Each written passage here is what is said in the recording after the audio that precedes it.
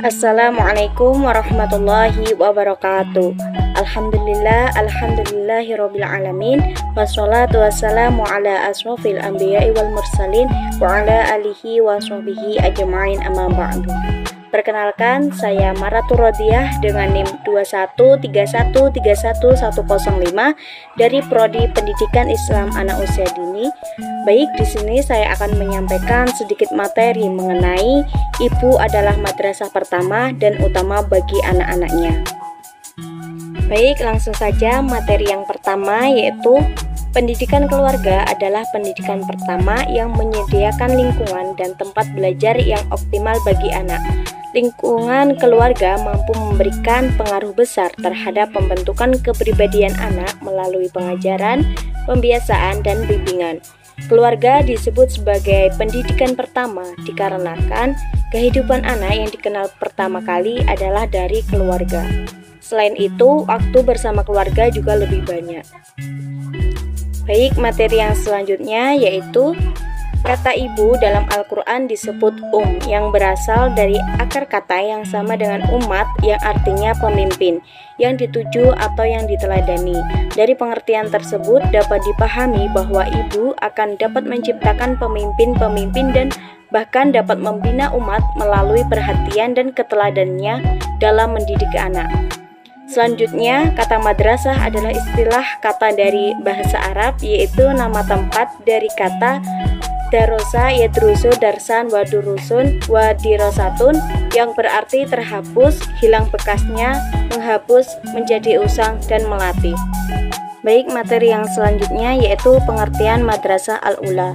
Secara etimologis, istilah madrasah al-ula dapat diartikan sebagai sekolah pertama.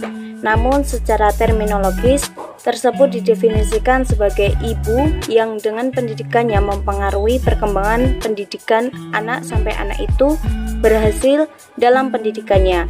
Hal ini sejalan dengan ungkapan al-ummu madrasatun idza a'dadaha a'datta jailan thayyiba a'raq, yang artinya ibu adalah sekolah. Jika engkau menyiapkan generasi ibu dengan baik, berarti engkau menyiapkan generasi yang berkarakter.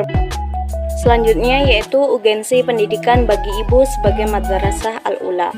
Betapa pentingnya peran ibu dalam kehidupan anak dalam meletakkan fondasi dasar yang kokoh yang harus dimulai sejak dini dalam keluarga.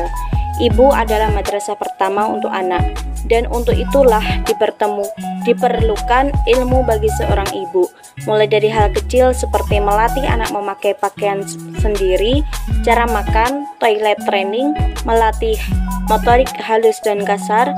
Semua berawal dari seorang guru yang bernama ibu. Baik, selanjutnya peran ibu sebagai madrasah al-ula. Ibu sebagai madrasatul ula karena darinya pendidikan anak pertama dan utama dimulai. Dari ibulah seorang anak belajar mengenai segala hal baru dalam hidupnya, belajar berbicara, menimba ilmu dan adab yang mulia, serta menempa kepribadiannya demi mengarungi kehidupan yang luas sebagai samudra. Menurut M. Alin Purwanto, peranan ibu dalam pendidikan anaknya mencakup yang pertama, sumber dan pemberi rasa kasih sayang, yang kedua, pengasuh dan pemelihara, yang ketiga, tempat mencurahkan isi hati, yang keempat, mengatur kehidupan dalam rumah tangga, yang kelima, pendidik dalam segi-segi emosional.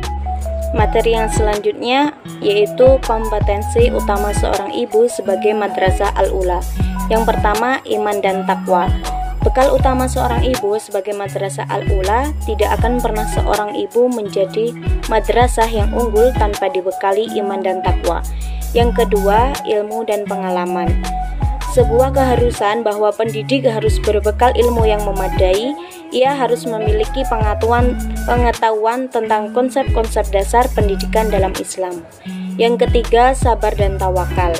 Mendidik anak bukanlah pekerjaan yang mudah. Banyak sekali hambatan dan rintangan dalam proses perjalanannya.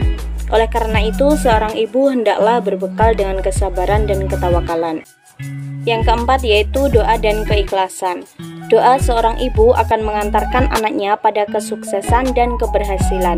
Tidak ada senjata yang paling ampuh kecuali doa setelah berusaha semaksimal mungkin. Selanjutnya yaitu Fase-fase dalam mentarbiyahkan anak. Yang pertama, masa kehamilan. Tarbiyah terhadap anak hendaknya telah dimulai sejak sang buah hati masih dalam kandungan. Walaupun jenis tarbiyah ini masih bersifat permulaan, namun hal ini juga membantu dalam pembentukan kepribadian anak kelak. Yang kedua, fase kelahiran.